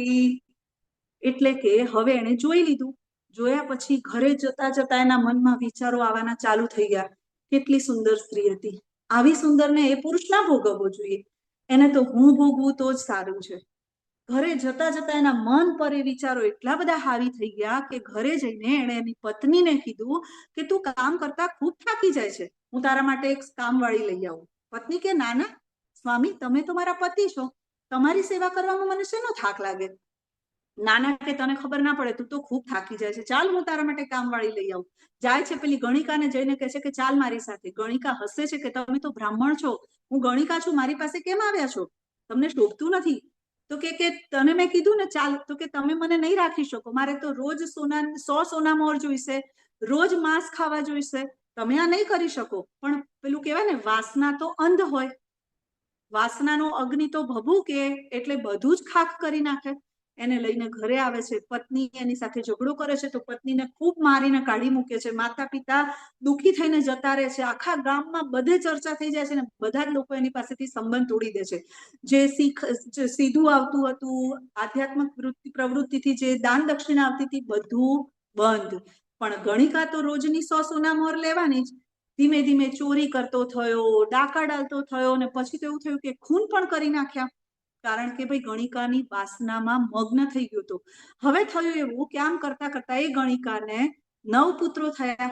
આમ કરતા કરતા એનું જીવન તો પાપમય જીવનનું ચક્ર ચાલ્યા જ કર્યું. અને પછી એક દિવસ ગામમાં બ્રાહ્મણો આવ્યા. બ્રાહ્મણો એના ઘરે ભૂલથી આવી ગયા. જુઓ, પુણ્ય કર્મ પણ ક્યારેક ઉદય થાય છે. એ બ્રાહ્મણો ભૂલથી એના ઘરે આવી ગયા અને જોયું કે ભાઈ અજામિલનો 10મો પુત્ર આવવાનો છે. તો એને બ્રાહ્મણો કહીને ગયા કે તારા પુત્રનું નામ રાખજે નારાયણ. આટલી વાત એને માની લીધી અને એના 10મા પુત્રનું નામ પાડ્યું નારાયણ. નારાયણમાં ખૂબ આસક્તિ, નારાયણને ખવડાવવું, નારાયણને નવડાવવું, નારાયણ સાથે રમવું, આખો દિવસ નારાયણ નારાયણ નારાયણ. આમ કરતા કરતા એનો મૃત્યુનો સમય આવી ગયો ને, પથારીમાં જયારે મૃત્યુશૈયામાં પડ્યો હતો ને, ત્યારે આસક્તિ કોનામાં હતી? નારાયણમાં. પણ કયા નારાયણમાં? પુત્ર નારાયણમાં. નારાયણ મારો નારાયણ મારો નારાયણ. યમના દૂત આવીને ઉભા રહે છે, યમદૂત આવીને કે છે, લેવા માટે આવે છે, ને ત્યાં જ નારાયણ નારાયણ સાંભળે છે એટલે વિષ્ણુ દૂતો પણ આવે છે. વિષ્ણુના દૂતો યમના દૂતોને કે છે કે અહીંયા તમારું કાર્યક્ષેત્ર નથી. કેમ? તો કે નારાયણનું નામ લઈ રહ્યો છે ને. જ્યારે અંત સમયે કોઈના મુખમાં નારાયણનું નામ હોય તો એ અમારા કાર્યક્ષેત્રમાં આવે છે. તમને ટ્રેનિંગ નથી મળી ભાઈ? ટ્રેનિંગ લઈ આવો, જાઓ પાછા યમલોકમાં જઈને ટ્રેનિંગ લઈને પછી અહીંયા આવો. યમદૂતો જો જાય છે ને, યમરાજને પૂછે છે કે ભાઈ આવું થયું, બધી માંડીને વાત કરે છે. યમરાજ કે છે ભાઈ વાત સાચી છે. જ્યાં કોઈ ભક્ત હોય અથવા ભગવાનનું નામ લઈ રહ્યું હોય, ત્રિપુંડ તિલક ધારણ કર્યું હોય, ચંદનનું તિલક કર્યું હોય, ગળામાં તુલસીની કંઠી પહેરી હોય, તો ત્યાં ત્રાસી દ્રષ્ટિ પણ આપણે નાખવાની નહીં. ત્યાં યમરાજ કે યમદૂતને પ્રવેશ નથી. એટલા માટે એવો કોઈ ભક્ત જ્યાં રહેતો હોય અને એના પાડોશમાં પણ કોઈ મૃત્યુ થયું હોય તો ત્યાં જાઓ ને તો ત્રાસી દ્રષ્ટિથી એ ભક્તના ઘર સામે યમદૂત જોતા નથી. એટલા માટે હંમેશા ભગવાન કૃષ્ણની ભક્તિ કરવી જોઈએ. શ્રીમદ ભગવતમ અને ભગવદ્ ગીતાનું શ્રવણમ પઠનમ કરવું જોઈએ. તો યમદૂત આપણી સમક્ષ દ્રષ્ટિ કરતા નથી. યમદૂત જતા રહ્યા પણ વિષ્ણુદૂત પણ એને લઈ ન જઈ શક્યા, કારણ કે અજામિલ તો હજી પણ આસક્તિમાં હતો. મૃત્યુ તો એનું ન થયું, પણ એને આ બધો સંવાદ સાંભળ્યો અને પછી ગંગા નદીના કિનારે કાશીમાં જઈને ખૂબ ભગવાનની ભક્તિ કરી અને પછી ભગવાન સ્વયં ભગવાનના વિષ્ણુદૂતો આવીને અને અજામિલને લઈ ગયા અને એનો ઉદ્ધાર થયો. તો આ કથા પરથી આપણે એવું શીખવાનું છે કે અંતકાલે શું કરવાનું છે ભાઈ? અંતકાલે ભગવાનનું સ્મરણ. અંતકાલે ચ મામેવ, ભગવાનના નામનું સ્મરણ કરવાનું છે. જુઓ, આપણે કહીએ કે ભાઈ ટાઈમ નથી, માતાજી સવારે કામ, સાંજે કામ, ક્યારે ક્લાસ અટેન્ડ કરું, ભગવદ્ ગીતા વાંચું કે જપ કરું? તો અહીંયા તમારી સામે ચિત્રમાં છે આલ્ફ્રેડ ફોર્ડ. પહેલા પણ આપણે આમની ચર્ચા કરી છે. ફોર્ડ કંપનીના માલિક છે, હેનરી ફોર્ડના પૌત્ર છે. આવડો મોટો બિઝનેસ આપણીમાંથી કોઈની પાસે નથી. જો એમને ભક્તિ કરવાનો સમય છે, એમને ભક્તિનો પ્રચાર કરવાનો સમય છે, એમને માળા કરવાનો સમય છે, તો આપણી પાસે કેમ ન હોય? તો ભાઈ ભગવાન શું કે છે? ભગવાન કે છે તસ્માત સર્વેષુ કાલેષુ મામનુસ્મર યુદ્ધ ચ મયાર્પિત મનો બુદ્ધિ મામે વૈશ્યસ્ય સંશય. ભાઈ તારે યુદ્ધ તો કરવું પડશે, કર્મ તો છોડવાનું નથી. કર્મ તો કરવું પડશે, પણ કેવી રીતે? એના પહેલા તારે તસ્માત સર્વેષુ કાલેષુ મામનુસ્મર, મારું, ફરીથી ભગવાન કે છે મારું અનુસ્મરણ કરીને. કેવી રીતે? સવારે પેલું ટીંગ ટીંગ ટીંગ ટીંગ ટીંગ પતી ગયું, એને ભક્તિ ભગવાને કીધી નથી. 2 અગરબત્તી કરી, 1 દીવો કર્યો, 2 ઘંટડી વગાડી અને ભગવાનની ભક્તિ થઈ ગઈ? ના. ભગવાનની ભક્તિ કેવી રીતે કરવાની છે? મારું સ્મરણ કરતા કરતા તું યુદ્ધ કર. કાલે આપણે પેલા દિવસે જોયું તું ને, એક આઈટી કંપનીમાં એક ભક્ત છે, એક સાદો વ્યક્તિ છે, બંને કામ કરે છે પણ બંનેનામાં અંતર છે. તો ભગવાન અહીંયા સમજાવે છે કે તારે આખો દિવસ મારું સ્મરણ કરતા કરતા ભક્તિ કરવાની છે. યુદ્ધ તો કરવાનું છે. ગૃહિણીઓ કિચનમાં યુદ્ધ કરશે, બાળકો શાળામાં યુદ્ધ કરશે, પ્રભુજી છે એ એમના જોબ કે બિઝનેસ પર યુદ્ધ કરશે, પણ ત્યારે પણ તારે શું કરવાનું છે? મારું સ્મરણ કરવાનું છે. તારા મન અને બુદ્ધિ ક્યાં લગાવવાના છે? મારામાં લગાવવાના છે. એટલે તું મને પામીશ એમાં કોઈ ડાઉટ નથી. ભગવાનના મન અને બુદ્ધિ. જો આગળ આપણે જોઈએ ને, ઇસ્કોનના ભક્તો શું કરે છે? સવારે મંગળા આરતી કરે, પછી નામ જપ કરે, પછી ભાગવતમના ક્લાસ કરે, ભગવાનની સેવા કરે, ભોગ લગાવે, કીર્તન કરે, આ બધું જ કરે છે. શું કરે છે? નામ અનુસ્મરણ. સહેલું છે ને? ક્યાં અઘરું છે? સહેલું જ છે ને? કાલથી આવી જાઓ મંગળા આરતીમાં બધા. ગ્રુપમાં લિંક મૂકી દેશે માતાજી મંગળા આરતીની. સરસ મજાની સંસાર દાવા નલલીઢલોક ત્રાણય કારુણ્ય ઘન ઘનત્વા. ભાઈ સવારમાં ભગવાનના ભક્તો દ્વારા ગાયેલી સ્તુતિને જ્યારે આપણે ગાઈએ છીએ ને, ત્યારે ભગવાનના ભક્તે વચન આપ્યું છે કે આ સંસારમાં દાવાનળમાં ફરીથી નહીં આવવું પડે. જે રોજ સવારે આ મંગળા આરતીને ઊંચા સ્વરે ગાશે ને એને ફરીથી અહીંયા નહીં આવવું પડે. અને ભગવાન એના ભક્તોના વચન પૂરા કરે છે, તૂટવા દેતા નથી. શ્રીલ ચક્રવર્તી, શ્રીપાદ ચક્રવર્તી ઠાકુરે આ મંગળા આજે છે ને મંગળા આરતી પૂર્વાષ્ટકમ લખ્યું છે. એટલે એમનું વચન છે કે જે આ ગાશે એ ક્યારે એને આ અહીંયા ભૌતિક જગતમાં પાછું નથી આવવાનું. તો તમને બધાને મારું ભાવભીનું હૃદયપૂર્વકનું આમંત્રણ છે કે સવારે 4:30 મંગળા આરતીમાં બધા આવી જાઓ. જો ના થાય થેલીમ બાંધીને મૂકે મંદિરની ઉપર જો. હરે કૃષ્ણ, હરે કૃષ્ણ. તો ભાઈ મંગળા આરતી એક દિવસ કરો, અઠવાડિયામાં નિયમ લો. 11 ના દિવસે આવો, કાલે એકાદશી હતી હે ને, આ રીતે આપણે કરી શકીએ. તો ભાઈ તો શું થશે? તો જ્યારે આ બધું પ્રભુપાદ શું કહે છે કે આપણે આ બધું કરવું પડશે, આ બધું ગૃહસ્થ માટે છે, યુદ્ધ કરવું પડશે ને યુદ્ધ કરતા કરતા અનુસ્મરણ ભગવાનને સ્મરણ પણ કરવું પડશે. તો ભાઈ આ બધું તત્કાલિક થશે નહીં. અભ્યાસ યોગયુક્તેન, અભ્યાસ આની પ્રેક્ટિસ કરવી પડશે, રોજ કરવું પડશે. અને આ જ્યારે રોજ કરીશું ત્યારે મૃત્યુ સમયે ભગવાનને યાદ કરવામાં તકલીફ પડશે નહીં. ભગવાન શું કહે છે? ભક્તિ યોગ એટલે શું ખબર છે? પ્રેમ. ભક્તિ યોગ એટલે શું? ભગવાનને પ્રેમ કરવાનો. અને જેને પ્રેમ કરતા હોય એની યાદ આવે. નવા નવા લગ્ન થયા હોય તો પત્નીને પતિની, પતિને પત્નીની યાદ આવે કે ના આવે? બેબી ખાના ખાયા, અત્યારે તો આવો ટ્રેન્ડ છે ને ભાઈ, મેસેજ છે, મોબાઈલ છે, હે ને, બાબુને ખાના ખાયા, આવા બધા છે. તો ભાઈ એમ જેમ પ્રેમી પ્રેમિકાને યાદ કરે, પ્રેમિકા પ્રેમીને, પતિ પત્નીને, એમ આપણે પણ ભગવાનને એવી રીતે જ યાદ કરવાના છે, હર પળ હર ક્ષણ. અને કૃષ્ણ છે ને આ વસ્તુ કરાવે છે, કેમ કે કૃષ્ણ છે ને હઠીલી પ્રેમિકા જેવા છે. પ્રેમિકા હઠીલી કેવી હોય? આમ પેલા બે પ્રેમી પ્રેમિકા જઈ રહ્યા હોય, પતિ પત્ની જઈ રહ્યા હોય હાથ પકડીને, અને કોઈ સુંદર સ્ત્રી બાજુથી જાય ને આમ જરાક પ્રભુજીની આંખ ફરે ને એટલે પેલી તરત ડોળા કાઢે માતાજી. કેમ ભાઈ? હું નથી. કૃષ્ણ આવા છે કે તારું ધ્યાન બીજે ક્યાંય જવું જોઈએ નહીં. તારું ધ્યાન ફક્ત, આપણું ધ્યાન ક્યાં હોવું જોઈએ? ભગવાન કૃષ્ણમાં. ભગવાન કૃષ્ણનું સ્મરણ કેવી રીતે કરવું? તો ચલો ભાઈ, ભગવાન કૃષ્ણનું સ્મરણ કરવાનું છે, સતત સ્મરણ કરવાનું છે, પણ કેવી રીતે, કયા ભાવથી, કેવી રીતે જોવા? તો ભાઈ ભગવાન આગળ કહે છે કવિમ પુરાણમ. ભગવાન કેવા છે? ઘરડા નથી, પુરાતન છે, સૌથી પુરાતન. પુરાતન એટલે શું? ઘરડા ના. પુરાતન એટલે બ્રહ્માજી કહે છે ને, ઈશ્વર પરમ કૃષ્ણ સચ્ચિદાનંદ વિગ્રહ અનાદિરાદિર ગોવિંદ સર્વ કારણ કારણમ. અનાદિ છે, સૌથી પુરાતન છે. મહાભારતના યુદ્ધ વખતે ભગવાન 85 વર્ષના હતા, અને 85 વર્ષે આપણે, ભાઈ અર્જુન જરા હાથ પકડ, રથમાં ચડાતું નથી, પગ દુખે છે, કમર દુખે છે, થાય ને આવું? અર્જુન મને સારથી તો બની ગયો પણ આગળ કઈ દેખાતું નથી, આંખમાં મોતિયા આવી ગયા છે. ભગવાન આવું કહે છે? ના. કારણ કે ભગવાનનો દેહ કેવો છે? દિવ્ય, નવ યૌવન. ભગવાન હંમેશા નવ યૌવન છે. બ્રહ્માજી શું કહે છે? અદ્વૈતમ અચ્યુતમ અનાદિમ અનંત રૂપમ આદ્યમ પુરાણમ પુરુષમ નવ યૌવનમ ચ. ભગવાન હંમેશા નવ યૌવન છે. ભગવાનની કોઈ પણ, શ્રી રામચંદ્રજી, શ્રી કૃષ્ણના કોઈ પણ ફોટામાં જોયું કે ભગવાનને મૂછો આવી, દાઢી આવી, અચ્છા વાળ સફેદ થઈ ગયા, અચ્છા આંખે ચશ્મા આવી ગયા? આવું ક્યાંય જોયું?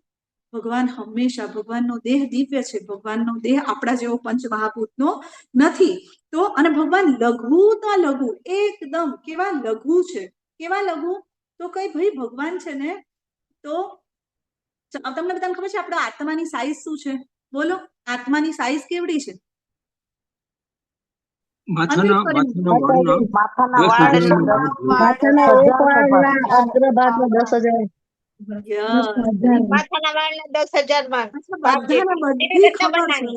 હા, બધાને બધી ખબર છે, ખાલી મને સાંભળો છો એવું છે. તમે બધા બધું જાણો છો. અચ્છા, માથાના વાળનો આગળનો જે ભાગ છે એના 10,000 ટુકડા કરો, એમાંનો એક જે ભાગ આવે ને 10,000મો ભાગ, એવડો આવડો આત્મા છે આપણો, અને એમાંય પાછા ભગવાન પ્રવેશ કરી જાય છે, પરમાત્મા બની. બોલો કેવા ભગવાન કેટલા સૂક્ષ્મ હશે? તો ભગવાન એટલા સૂક્ષ્મ છે, ભગવાન પુરાતન છે, ભગવાન સુપ્રીમ કંટ્રોલર છે, નિયંતા છે, ભગવાન દિવ્ય છે. ભગવાન કેવા છે? ભગવાન એક વ્યક્તિ છે. ભગવાન નિરાકાર નથી. ભગવાન કેવા છે? ભગવાન સાકાર છે. ભગવાન એક વ્યક્તિ રૂપ છે. એટલે આપણે આમાંથી જોવાનું ભગવાન સૂર્ય સમાન તેજસ્વી છે, ભગવાન દિવ્ય છે અને આ ભૌતિક પ્રકૃતિથી પરે છે. અચ્છા, તો ભગવાન કે છે કે આગળ શું કે છે, તો જે લોકો સળંગ સતત મારું આ અભ્યાસ કરે છે, સતત મને યાદ કરે છે, સતત મારું ચિંતન કરે છે, તો એ લોકો માટે હું સુલભ બની જાઉં છું. સુલભ બની જાઉં છું એટલે શું ભાઈ? સુલભ બની જાઉં છું એટલે સરળતાથી એમને હું પ્રાપ્ત થઈ જાઉં છું. મૃત્યુ સમયે અગર કોઈ ભગવાનને યાદ કરી શકવા જેવી પરિસ્થિતિમાં નથી, તો ભગવાન સ્વયં એને સ્મરણ કરાવે છે. સામે કોઈ વ્યક્તિ આવી જાય, કોઈ ભક્ત આવી જાય, કોઈ એના માટે ભગવદ્ ગીતા વાંચી લે, કોઈ ભાગવતમ વાંચી લે. આનું હું છેલ્લે તમને એક્ઝામ્પલ આપીશ. વારા પુરાણની અંદર ભગવાન કહે છે કે ભાઈ જ્યારે મારો ભક્ત જો મૃત્યુ સમય મને યાદ નહીં કરે અને આખી જિંદગી એને મને યાદ કર્યો હશે, તો મૃત્યુ સમયે હું મારું સ્મરણ એને કરાવીશ. ભગવાન આની ગેરંટી આપે છે. જો તો ખરા ભગવાન કેટલી ગેરંટી આપે છે. અને તોય આપણને પ્રશ્ન છે કે ભગવાન શું આવું થશે? તો ભગવાન કહે છે કે હા, જે વ્યક્તિ આખું જીવન હરે કૃષ્ણ કૃષ્ણ કૃષ્ણ હરે હરે, હરે રામ રામ રામ હરે હરે આ કરશે, તો મૃત્યુ સમયે બતાવ્યું છે ને શ્રીલા પ્રભુપાદ. જાઓ યુટ્યુબ પર જુઓ video, and movement of last movement of Srila Prabhupada search કરો યુટ્યુબ પર, તમને વિડીયો મળશે. ડોક્ટરોએ કહી દીધું છે કે હવે કાંઈ નથી, હવે કશું જ નથી, શરીર ઠંડુ પડી ગયું છે, પેલી લાઈન સીધી થઈ ગઈ છે કાર્ડિયોગ્રામની. તો પણ પ્રભુપાદ ભાગવતમના શ્લોકોનું ઉચ્ચારણ કરે છે, એનું ટ્રાન્સલેશન કરે છે. એટલું જ નહીં, એમના શિષ્યોને રેફરન્સ આપે છે. સ્કંદ પુરાણમાં અહીંયા, વરાહ પુરાણમાં અહીંયા, પદ્મ પુરાણમાં અહીંયા, અને હજી પણ એ ભાગવતમના શ્લોકોને ટ્રાન્સલેશન કરે છે એમના શિષ્યોને. ડોક્ટરો મોઢામાં આંગળા નાખી જાય છે કે વોટ ઇઝ ધીસ, આ કેવી રીતે શક્ય છે? તો આ શક્ય છે. ભગવાન આ રીતે ભક્તોને સ્મરણ કરાવે છે. હમણાં જ 1.5 વર્ષ પહેલા પરમ પૂજ્ય ગોપાલ કૃષ્ણ ગોસ્વામી મહારાજ અચેત અવસ્થામાં પણ ભગવાનની આમાં આરતી કરે છે. જુઓ યુટ્યુબ પર વિડીયો જુઓ.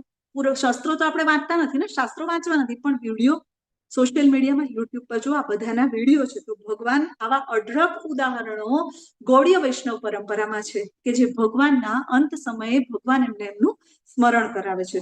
તો ભાઈ આ ભૌતિક જગત અને આધ્યાત્મિક જગત વચ્ચે શું તફાવત છે?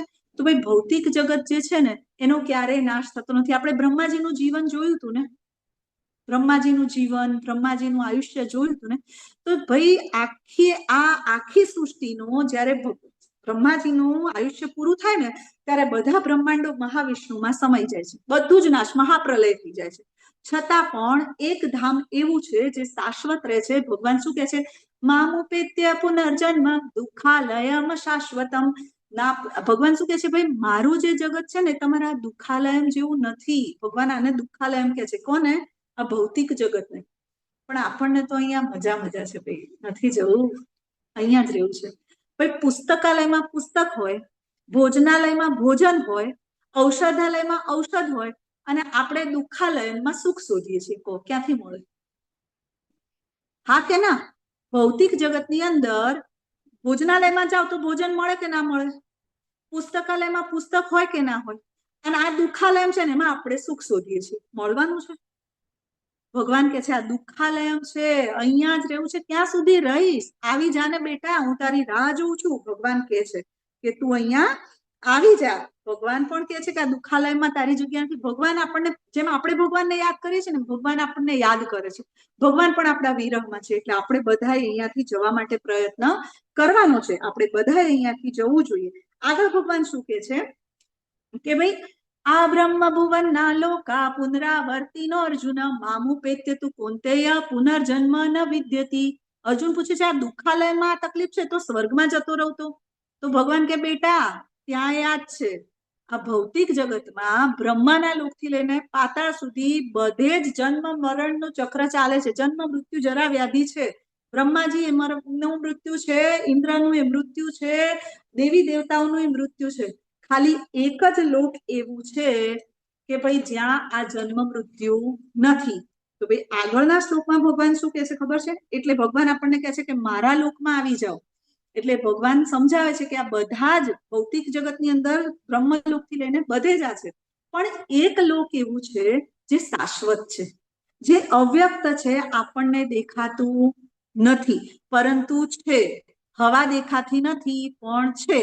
એમ આ ગોલોક વૃંદાવન ધામ આપણે જોયો તો ને, ગોલોક ચાર્ટ જોયો તો ને, આપણે બધાએ જવું છે ને? ગોલોકધામ જવાનું છે ને? યસ માતાજી. કયું દોરડું પકડવાનું છે? કયું દોરડું પકડવાનું છે? હરે કૃષ્ણ હરે હરે કૃષ્ણ કૃષ્ણ હરે હરે રામ હરે કૃષ્ણ હરે રામ રામ રામ હરિ બોલ. ચાલો બધાને યાદ છે, હરે કૃષ્ણ મહામંત્રનું દોરડું પકડીને આપણે આ ગોલોક વૃંદાવન ધામમાં જવાનું છે. શું કે છે ભાઈ? ગોલોક વૃંદાવન ધામ વિશે પણ ભગવાન કહે છે કે મારું ધામ જે છે ત્યાં તમે આવી જાઓ, ત્યાં આવું કોઈ મૃત્યુ નથી, આવું કોઈ દુઃખ નથી, આવો કોઈ જન્મ નથી, ત્યાં તમે આવી જાઓ. ભગવાન આપણને બોલાવે છે, પણ ભગવાન એના વિશે થોડું તમને જણાવે છે. શું કહે છે કે ભાઈ ભગવાનનું ધામ છે ને અવ્યક્તો અક્ષર છે, જેનો ક્યારેય નાશ નથી. પણ કેટલાક લોકોએ આમાંથી અક્ષર ઉપાડી લીધું અને પાછળ ધામ લગાડી દીધું. અમારા ફલાણા ગુરુ છે ને એમનું ધામ છે અક્ષરધામ. તો અક્ષરધામ કોનું છે ભાઈ? ભગવાન કૃષ્ણનું, જેનો ક્યારેય નાશ થતો નથી. ત્યાં ગયા પછી ક્યારેય કોઈને પાછું આવવું પડતું નથી. ત્યાંથી કોઈ રિટર્ન ટિકિટ નથી. જવું છે કે નહીં? કે હજી અહીંયા આગળ દુઃખાલયમાં સુખ શોધવું છે ભાઈ? જવું છે. પ્રભુપાદ શું કહે છે ખબર છે? દુઃખાલયમાં સુખ શોધવું ને એટલે રેતીમાંથી તેલ કાઢવા બરાબર છે. રેતીને પીસો તો એમાંથી તેલ નીકળે? ના નીકળે ને. એમ દુઃખાલયમાંથી સુખ ક્યારેય મળવાનું નથી. તો ભગવાન પોતાના ધામ વિશે આપણે આ જોઈ ગયા. ગોલોક વૃંદાવન ધામ ક્યાં છે? આપણે બધાએ ત્યાં જવાનું છે. ભગવાનનું ધામ છે એ આપણા ભૌતિક જગતથી ટોટલી વિરુદ્ધ છે, શાશ્વત છે. ત્યાં હજારો સૂર્યચંદ્ર છે, જેટલું તેજ છે કોઈ સૂર્યચંદ્ર નથી, છતાં પણ એટલું તેજસ્વી છે, કારણ કે ભગવાનનું એટલું તેજ છે. આગળ કુલશેખર મહારાજ મુકુંદમાલા સ્તોત્રમાં કુલશેખર મહારાજ ભગવાનને કહી રહ્યા છે કે મને ખબર છે અંતકાલે છે મામેવ, પણ છેલ્લે ધારો કે હું વૃદ્ધ થઈશ, મારું ગળું જ્યારે કફથી ભરાઈ જશે, પિત્તથી ભરાઈ જશે, ત્યારે હે ભગવાન તારી સ્તુતિ મારાથી નહીં થાય. એક કામ કર મારા પ્રભુ, મારા કૃષ્ણ, મારા રાધા ગોવિંદ, મને અત્યારે જ્યારે ભાન છે ને તું મને અત્યારે જ લઈ જા. મને એ સમય તારું સ્મરણ ના થયું તો? આપણને ખબર છે કે આ દુઃખાલયમ છે કે સુખાલયમ છે. તો ભગવાન શું કે છે આગળના શ્લોકની અંદર? ભગવાન સમજાવે છે કે કુલશેખર જયારે એવી પ્રાર્થના કરે છે ને, આપણે પણ એમાંથી સમજવાનું છે. તો ભગવાન સારરૂપ શ્લોક આપે છે ને. ભગવાન શું કે છે કે ભાઈ આ બધા ફળો, કયા કયા ફળો?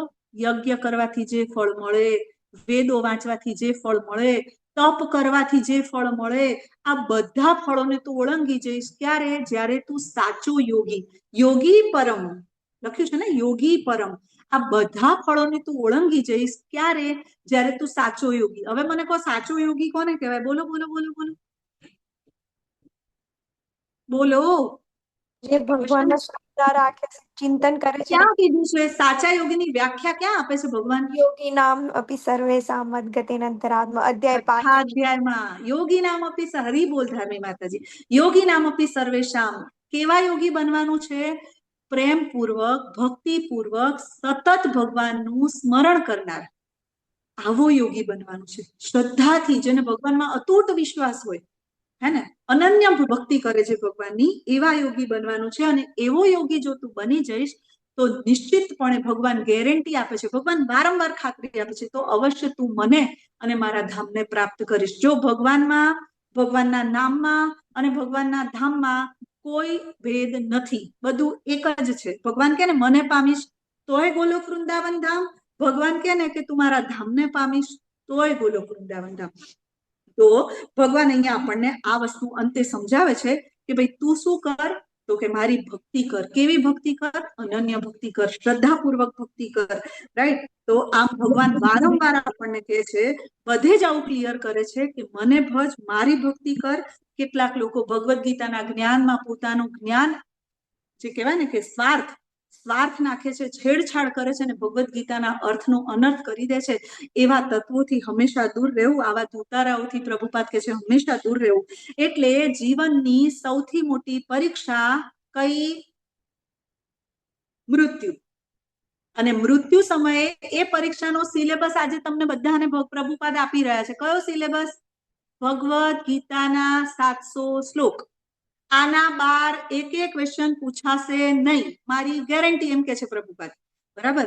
તો ભગવદ્ ગીતાનું જ્ઞાન લઈએ, ખૂબ પ્રેમપૂર્વક ભગવાનનું નામ લઈએ અને હંમેશા ક્લાસ અટેન્ડ કરીએ, પ્રભુપાદના ભાવાર્થને વાંચીએ અને આ પરીક્ષામાં પાસ થઈને આપણે બધા પણ ભગવત ધામ જવાની તૈયારી કરીએ. આજના અધ્યાયને, આ જ્ઞાનને અહીંયા તમારી સાથે શેર કરું છું. અને ક્યારેય ભૂલતા નહીં. અને આપણે આ દુઃખાલયમાંથી બહાર નીકળીને જલ્દીથી ભગવદ્ધામ જઈએ એવી તમને બધાને, આપણા બધા માટે શુભેચ્છા. વાંછા કલ્પતરુભ્યશ્ચ કૃપા સિંધુભ્યેવ ચ પતિતાનાં પાવનેભ્યો વૈષ્ણવેભ્યો નમો નમઃ. અનંત અનંત કોટી વૈષ્ણવ વૃંદ કી જય. શ્રીલ પ્રભુપાદ કી જય. શ્રીમદ ભગવદ ગીતા કી જય. અર્જુનજી મહારાજ કી જય. હરે કૃષ્ણ કૃષ્ણ કૃષ્ણ હરે હરે, હરે રામ હરે રામ રામ રામ હરે હરે. કૃષ્ણ માતાજી, હરે કૃષ્ણ માતાજી.